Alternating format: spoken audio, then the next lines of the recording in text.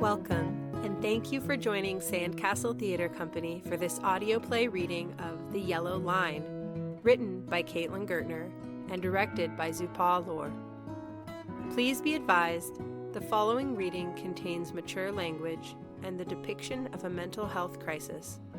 We are grateful you are here with us to experience this new play together.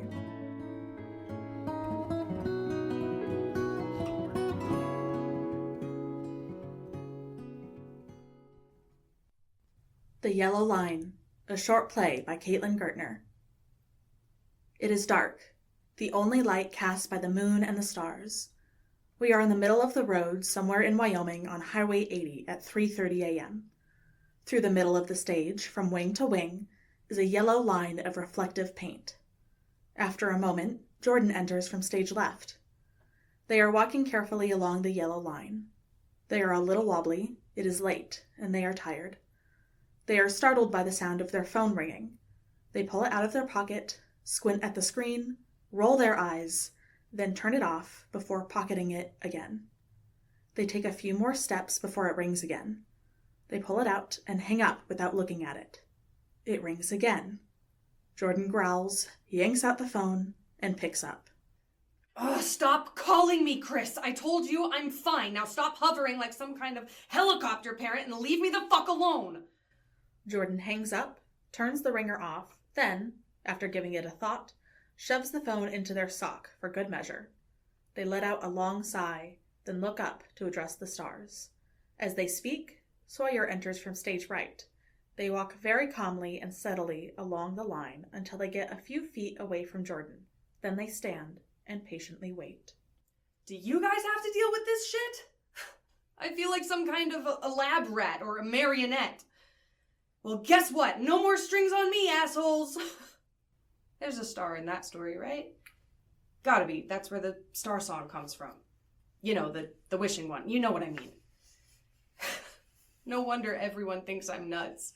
Talking to a bunch of burning gas a bajillion miles away. That and the fact that I'm nuts. Jordan returns their attention to walking on the line. They nearly walk right into Sawyer and startle back just in time. Jesus fuck!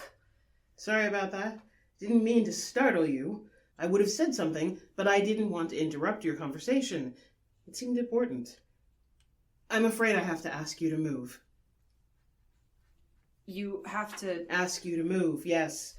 Off the line. I have to pass, you see. I can't get off the line.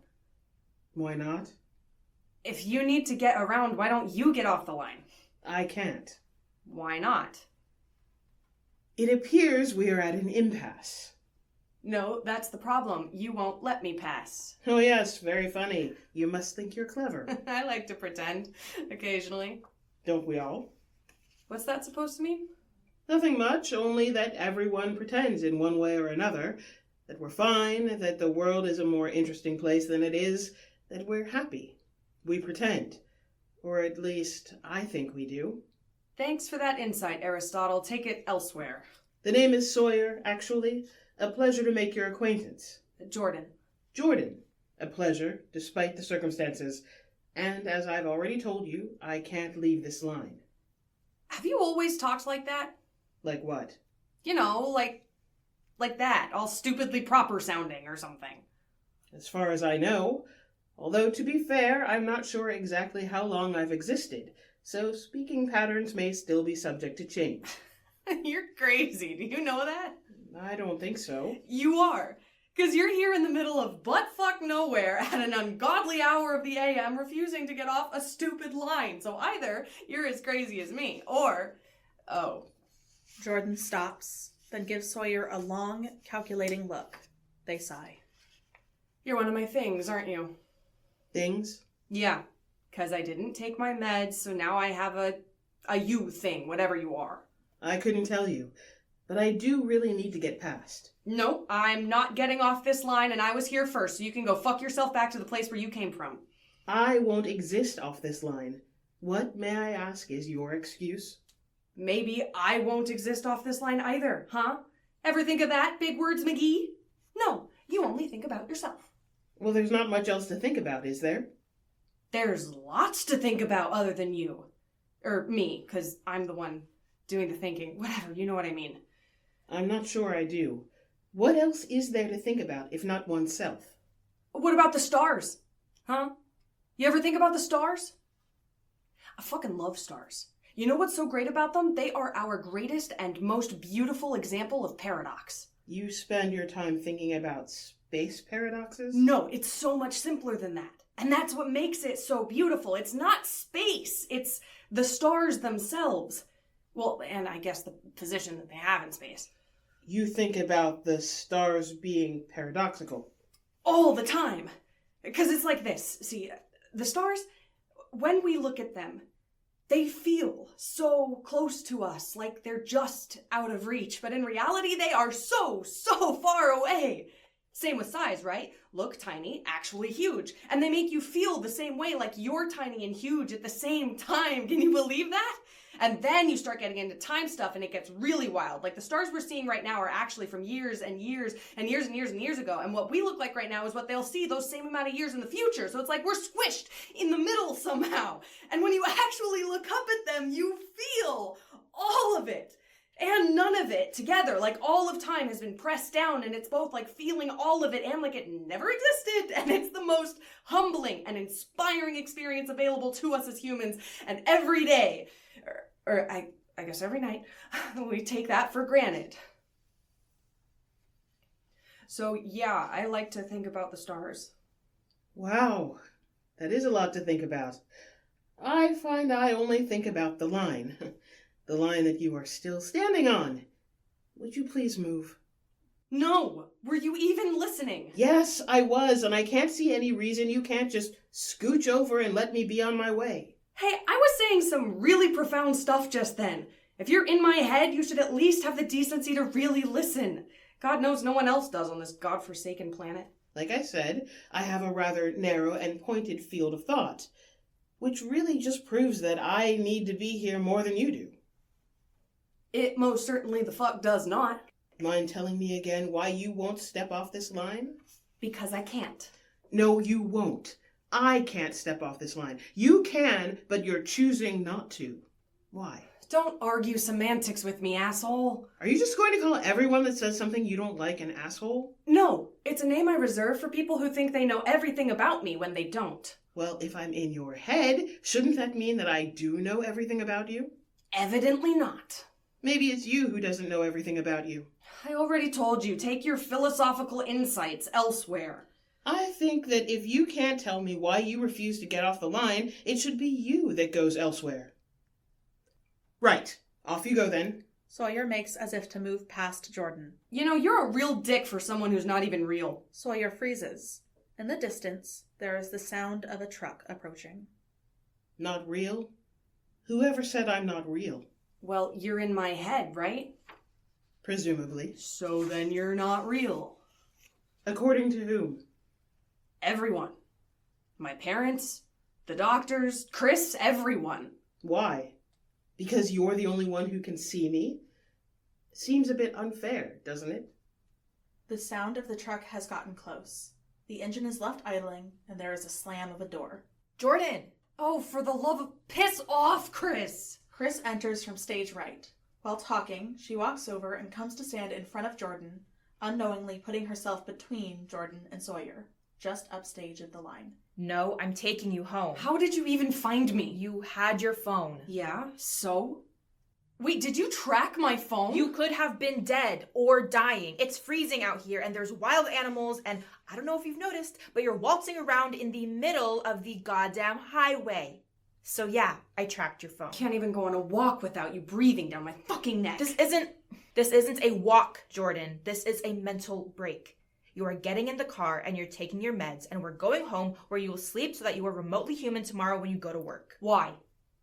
Why? Yeah, why? Why what? Excuse me, but I do believe I was arguing for my existence. No, you were arguing for your reality, not your existence. I thought you told me not to argue semantics. Yeah, I told you not to. I didn't say anything about me. Jordan, who are you talking to? Look, if you're not going to leave, you can at least make yourself useful and settle an argument. What? Are the people I see in my craziness real? Don't call it that. I call it like I see it, but that's not the point. Are they real? No, Jordan. They're just in your head. Why does everyone seem to think that's a valid argument? Everyone being me and Chris? Well, yes. So far, anyway. The fake person wants to know why they're being fakeified for being in my brain. Apparently it's an invalid argument. They're fake because they have no effect on the real world. What about your world, Jordan? Do I have an effect on your world? I mean, yeah, you're kind of being a dick about it. Hey, not you. Does that mean you're not part of the real world? How does that make sense? Ask. I'm curious as to what Chris has to say. They want to know if they have an effect on me, does that mean I'm not part of the real world? No, of course not. You just kind of live in, I don't know, an overlap of sorts. Your brain makes up fake things to insert into reality. So anything anyone makes up isn't in fact real? I don't think that's what she's... Ask. So what, I don't get to participate? I'd rather you not speak for Chris. Why not? She speaks for me all the time. Hey, Just wait a ask. minute. Fine.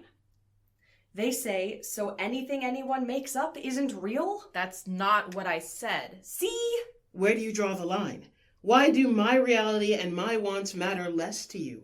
Are you saying I don't matter? That's so many questions. Just the first one, then. They want to know where you draw the line between fake and real. Jordan, as fascinating as this is, I didn't come here to play telephone interrogation with one of your hallucinations. Let's go. I left the car running. I don't think she likes you. And for once in my life, I agree with her. People often dislike those who push them towards the fringes of their own understanding. But she's right. You should go. You just want me off the line. I still need to pass. Stop acknowledging it, Jordan. Let's go. No, I can't. Can't what? Go or stop acknowledging it. You will have to leave eventually. No. No what? You can't stay here forever, not like me. Yes, I Looking can. for a straight answer here. Existing in the middle must be hard. Shut up. Are you still talking to it? They won't shut up. Ignore it and it'll go away. But If I ignore you, will you go away? no, I'm staying. Jordan, we have to go. It's late and it's fucking freezing. I think it's technically early. That's semantics again. Stop talking to it! Damn it, why didn't you take your meds? You've been so good lately. Because I didn't want to, okay? Because I don't need you running my fucking life. I don't need you shoving meds down my throat like some kind of demented reverse Pez machine. I don't need you getting me jobs that I hate, and I don't need you deciding when I can and cannot leave the house to go on a stroll. I'm not a child. I've survived more than 20 years just fine without your help. So why should I need it now? You weren't fine, Jordan. You're still not fine. Fine or normal?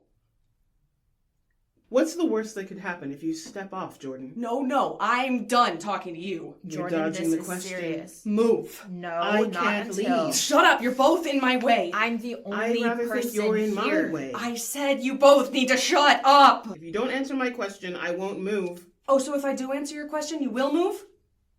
Fine. Let's put it this way. If I step off that way, They point left. then I will have to watch whatever it is that comes at me all the way up until it actually hits me. Nowhere to go, just watching my approaching doom. And if I step off this They way, point right. then everything sneaks up on me. I won't know what's coming until it's on me. Either way, I'm fucked. So I'm going to stay right here in the middle where it's safe. There, I answered your question. Now fuck off. What are you... You too, Chris. Fuck off. What are you really scared of, Jordan? Oh my God, you're worse than my shrinks. You mean the shrinks you won't talk to? They all want me to change. That's because you need to change. why. You need to get off the line. No. But you can't stay. This is ridiculous. Get in the car. I'm taking you home. Weren't you listening? I can't get off the line. Why You can't, not? I can't. I've already told you it's not safe. Oh, but it's safe in the middle of the road? No, you don't understand. How will I get back if I want to come back? Why on I earth would you can't want to leave. come back? I like it here. It's familiar. You know what I mean. Of course I do. Jordan, it's not safe here. How? How is it not safe? How is it any safer out there than it is here? Cars can't be here. It is a strictly me space. And there's not even any cars. Except yours. Means you're the only dangerous one here. Car's dangerous, you're dangerous. All the space off the line is dangerous. It's not What's really dangerous. keeping you here, Jordan? I already told you. No, you didn't. Not really. The stars. What? What? I was telling you about the stars. When was this? No, not you, Sawyer. You like to think Sawyer? about the stars. They're paradoxic. Right. Yeah. And I'm a star, see? An overlap, real and not. I'm a paradox, Sawyer. Can't you see? You're not paradoxical. Jordan, please stop talking to it. I need to take you home. No, wait. What do you mean I'm not paradoxical? You're not paradoxical, Jordan. You're liminal. Liminal? Jordan, I really feel like you can have this argument at any other time. Any other time. And literally any other place. No, I'm a star, and I can't leave because then I won't be a paradox anymore. You can't stay, and I can't leave. Jordan, I don't know what you're talking about, but I promise nothing bad will happen if you step off the line. I promise. Let's get you home, please.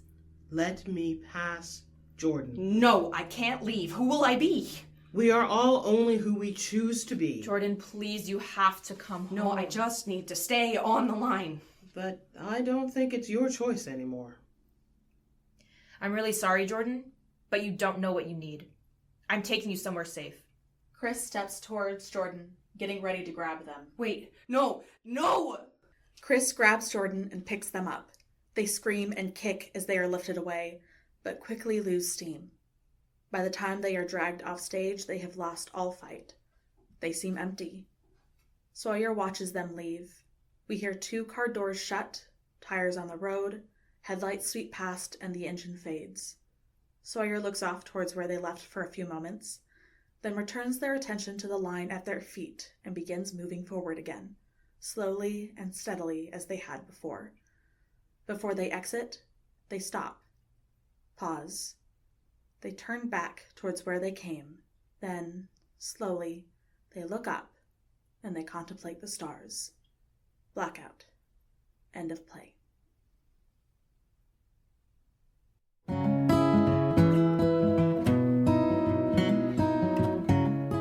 Thank you so much for joining us for this audio play reading of The Yellow Line, written by Caitlin Gurtner. The role of Jordan was played by Shoana T. Hunt. The role of Sawyer was played by Sarah Palmero. The role of Chris was played by Margarita Jamero. Stage directions were read by the playwright, Caitlin Gurtner. We'd like to extend our special thanks to Congregation Bet Havarim, Polyclass Community Theater, and UC Davis Department of Theater and Dance. Sandcastle Theater Company is committed to nurturing and producing new plays, growing a broader theater community, and creating accessible opportunities for people to experience original stories.